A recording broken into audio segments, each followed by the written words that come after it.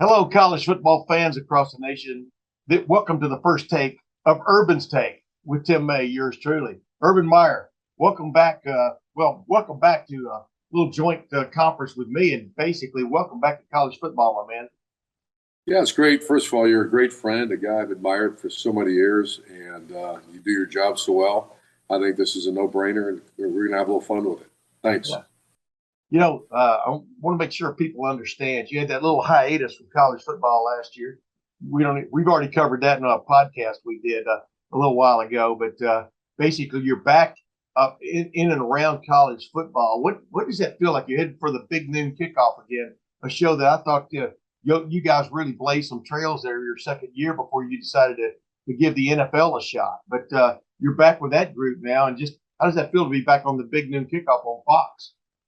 I've always been a big fan of Fox, and after the Rose Bowl, when I stepped down at Ohio State, they came to me and they said, "We want to really, hit the market hard. We want to really invest in college football," which they already had, and then they started talking to me about the team that they would put together with Brady Quinn, Matt Leinart, Reggie Bush, and Rob Stone. And I knew a couple of them. I knew Brady Quinn real well, but we hit it off. We really enjoyed doing it. We really made a dent in the marketplace, and I love the fact that we have a lot of fun, but we also teach a lot of football and try to go as deep as you can. And you think about the people we have on that set. You have Reggie Bush; he's arguably the greatest player of all time. You have Matt Leinart and Brady Quinn, two very young, relevant quarterbacks that just recently played, have great insight in the game. And Rob Stone's the point guard. So a really great group, and look forward to it.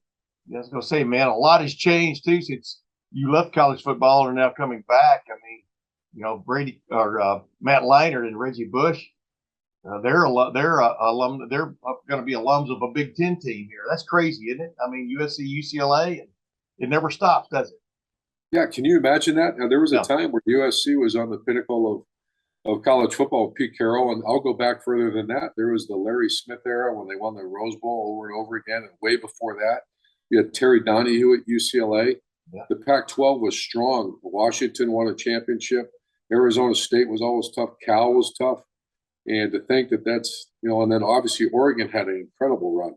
So I don't know what the future holds. That was a little shocking, but this is there is no loyalty. This is all fight for yourself, and I get it. I mean, money makes the world go round, and right now, that's what's driving all these decisions. I do believe it makes a lot of sense recruiting wise.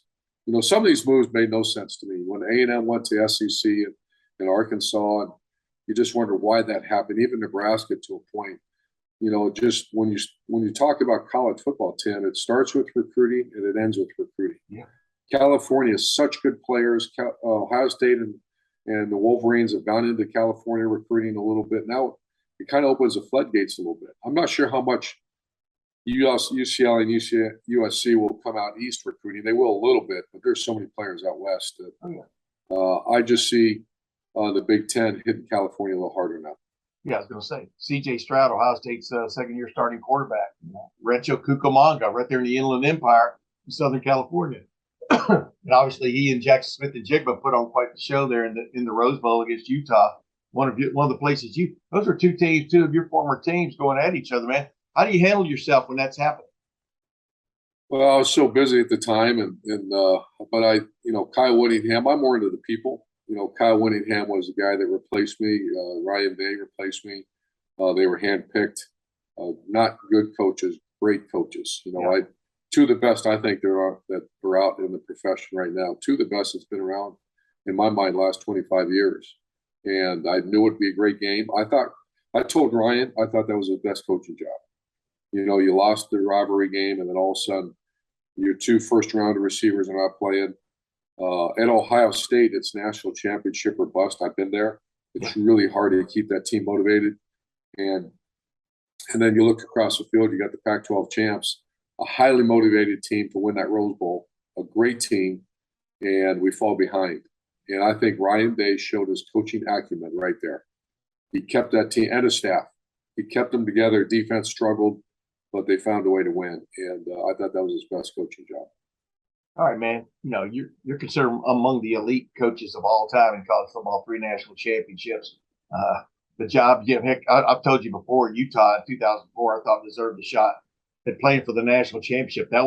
They should have been the Cincinnati. Before Cincinnati came along last year and finally broke up the party there among the traditional elite, getting into the college football playoff. And of course, that was the BCS era back in 2004. I want to get your take on this, Urban. These coaches right now, less than a week and a half away from what they call the formal start of college football. Obviously, there are going to be a couple of games this weekend of interest in the 0 week. I don't even understand that designation, but it is what it is. But what are they going through right now? Are they sitting around, because you did this so many years, are they sitting around going, golly, we didn't get installed what we need to get installed? Or are they sitting around now just going, okay, this is what we've got. We've settled on our lineups, et cetera. What's going on in these major college realms right now? Ryan Day, Nick Saban, right on down the line. Great question, Tim. This is a term that I came up with, I want to say 10 years, into my coaching career. I got a little older, and you drive yourself nuts. First of all, who do you play early in the season? That's number one. If you're playing teams that you're much more talented than, I would actually, you got to be careful how you say this, I would actually use them as scrimmages. I would not tell the players that. I would not even tell our younger coaches, because you really can't. You don't want to overlook an opponent. But everything right now is about player safety. You have to get these guys to the dance. You have to get them to the game. And how do you do that and get game ready? So remember those two words. We're going to talk about that more often. When something's game ready, you just got to keep it warm. You don't have to, do live scrimmage with it. So, for example, there's two things. Say we're running off tackle power play against a 3-4, a 4-3, and against pressure. Those are three things you have to do live to get a game ready. I would just make marks on the grease board right next to my office. And once I had enough marks in my mind, I'd sit with the coordinator and said, that play, and I'd put a red dot next to it, that play is game ready. That's on the game plan, we'll run it. You do that same thing with a player. When you have a Nick Bosa, Joe Bosa, and Chase Young, I remember, looking at it and saying, and the D-line coach wants to keep scrimmaging because they want to, have success. And once you put a red dot next to that player, it's over. They are not in harm's way again until you get to that first game. Yeah. So right now, I know that's what Ryan Day's doing. I would imagine that Nick Saban's, Marcus Freeman, it's first-year head coach. I'm sure he's leaning on Luke Fickell and maybe Brian Kelly, because that's everything right now. And they've already had a couple injuries. Yeah. You have to get those players to the dance and make sure that's game ready. Yeah. Boy, Ohio State lost Evan Pryor, promising young running back. I'm sure Ryan Day and Kevin Wilson had penciled. They had markered in, using this kid now to really enhance that offense. And, I think Notre Dame's lost a receiver. And that's the inevitability of football, right? But it's still tough to take it when you're counting on a guy. Maybe in your own brain, you've kind of figured out what you're going to use this guy for, and boom, he's gone. Yeah, that's the worst part of the game, especially when you see. And I love to share that with the fans, that the amount of time and effort, though, a lot of times you see him as Braxton Miller, number 5. That's not Braxton Miller, number 5. That's a person. That's a person that put in, probably 6-7 hours a day getting ready for that moment for 7-8 months, and then all of a sudden he's out. And it's terrible. It's the worst part of the game. It's the worst part of the game for the coach and player when that happens. Yeah. Of course, we all know Braxton was replaced by J.T. Barrett, who led Ohio State almost to the promised land, and then Cardale Jones led them the rest of the way in 2014. That's still remarkable, isn't it, Urban, when you think about it? Yeah, that takes your breath away. And I talked to Braxton yesterday, actually, and Cardale Jones, and J.T. Barrett's coaching now, and you talk about that room. And then Joe Burrows walks in that room a couple of years later. So, that was incredible. Yeah.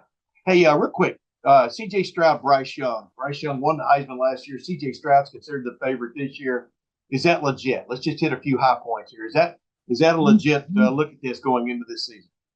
Well, every great quarterback or Heisman candidate has one thing in common: great players around them. And you look at Ohio State, what Corey Dennis and Brian Hartline have done. I don't think it's ever been done before in Ohio State history. It's a little bit like when we had the defensive end run. I had, Jalen Holmes, Sam Hubbard, Tyquan Lewis, and then Bosa, Chase Young. What they've done in recruiting a quarterback position and the wide receiver position is uncharted waters. Brian Hartline, you at least, I count the guy that went to Alabama, Jameson Williams. Yeah. He was a first rounder. Yeah. So we had 3 first rounders leave the program last year, and here you replace him with another set of first rounders. The recruiting job, and then same with the quarterback position. You know what Corey Dennis and Ryan Day have brought in. You know, I followed Ohio State for the last 50 years. That's never been done before. What they're doing recruiting offensively, ever. Yeah. You got to do that now though with the transfer portal. That would have driven you crazy, wouldn't it? The transfer portal as a head coach. Yeah, it would. You know, they have their own office now where they just study other teams and other players. Yeah. And, I don't. It's I get it, but I'm not a fan of it. Well, dude, you had to recruit back then. Then now you have to re-recruit. Then you have to re-recruit. Then you have to re-recruit. It's crazy. Hey, you know, next week is considered, like I said, the formal opening weekend. But man, there's a couple of games this weekend they call Week 0, which I don't really understand. Why isn't this Week 1? Since guys are playing. But a couple of games I wanted you to just touch on: Nebraska at Northwestern in Dublin, Ireland, and then Illinois is hosting Wyoming. And Illinois, you know, Brett Bielema was asked at the Big Ten meetings, you know, are you glad you got that warm-up game before I think they play Indiana next week, you know? And I'm just going, wait a minute, you know, Wyoming is a pretty legit program. You wouldn't be, I wouldn't call Wyoming a warm-up scrimmage like we were talking about a minute ago, right? But both of those games are intriguing, aren't they? I mean, playing a Big Ten opener in Dublin, Ireland, Nebraska, Northwestern. What do you think about these 2 games? I was at Notre Dame, and we went and played Navy in Ireland. That's a tough trip, long trip, obviously. And when you get, you know, the week after is a hard one. But obviously, Scott Frost, you know, it's well documented. I think he's a great coach. It's well documented what he's done at Central Florida and when he was an assistant coach. I think Nebraska's a tough job right now, just the recruiting piece of it. But, you know, you fall behind and lose momentum and lose this game, you're in trouble. I don't think they will. I think Nebraska wins this game. I think Brett Bielema was a great hire. Schools like Wisconsin, schools like, you know, Illinois is not a Wisconsin yet, but I think he's a great football coach. You know, we had our issues when I first went to the Big Ten, but all you got to do is look at what he's done. Yeah. You know, he struggled at Arkansas, but he's got a niche, and his niche is big, powerful offense. And very, very well coached defense. Jerry DiNardo, who's going to be my partner again on Big Ten Network, went and visited practice, and we feel the same about Coach Bielema. He is, as far as technically, one of the best in the business. Oh, yeah. They're going to be sound, and they're going to be physical. You're going to get after you with what they've got, right? Yeah, really. And the Illinois is built for that. Illinois is not a spread. You can't get enough athletes there, but you can get some of those big cats from the Midwest to play some offensive line there. Corn-fed, I think is what y'all call it. Hey, real quick, you know, we're going to come back next week. We're going to be heavy on Ohio State, Notre Dame, because you have intimate knowledge of both of those programs, spending that long time there as an assistant coach before you finally got your break as a major college head coach at Bowling Green.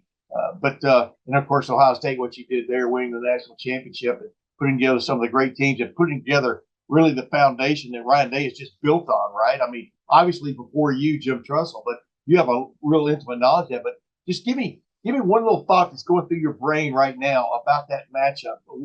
It is so huge for both teams. But what's going on in your mind right now about that game? As a fan, as a Buckeye, and as a fan of the Irish, I think it's fantastic. As a coach, I think it's tough. Yeah. You know, you have to win that game. You know, we opened up with an Oklahoma, Virginia Tech on the road. When I was at Utah, we played A&M on the road. You know, it changes your whole mentality because, you know, after Notre Dame, Ohio State's got some easier games, just being quite honest, and everyone knows that. But you got to shoot everything you got at this game. Yeah. And the preparation is something else I'd like to talk about next week. It's so different when you open with a game like this. You have to have scrimmages. And right now, you know, remember the term game ready. And Ryan is going through that right now. He's trying to make sure first the scheme is game ready. Once it is, put it away.